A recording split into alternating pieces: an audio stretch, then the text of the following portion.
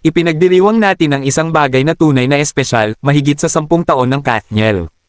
Nakakamangha kung gaano kabilas ang oras kapag ikaw ay nabubuhay sa isang panaginip, at malaki ang utang na loob namin sa inyong lahat para sa panaginip na iyon.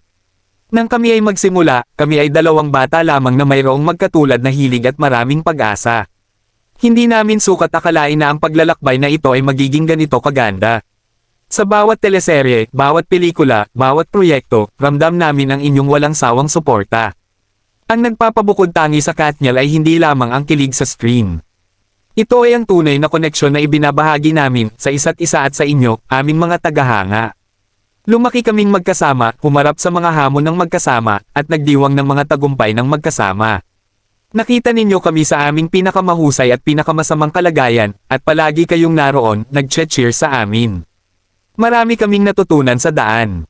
Natutunan namin ang kahalagahan ng pagsisikap, dedikasyon, at pananatiling tapat sa aming sarili.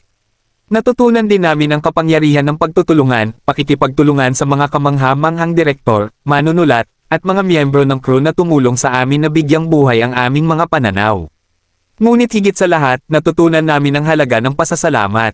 Kami ay walang hanggang nagpapasalamat para sa mga pagkakataong ibinigay sa amin, para sa tiwalang ipinagkaloob sa amin, at para sa pagmamahal na ipinakita ninyo sa amin.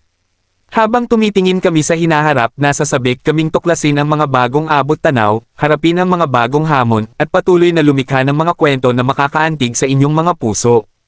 Nangangako kaming palaging ibibigay ang aming makakaya, palaging magsisikap para sa kahusayan, at palaging ipagmamalaki kayo. Sa aming Kathniel family, maraming salamat mula sa kaibuturan ng aming mga puso. Kayo ang dahilan kung bakit kami narito, at iniaalay namin ang milestone na ito sa inyo. Maraming salamat po.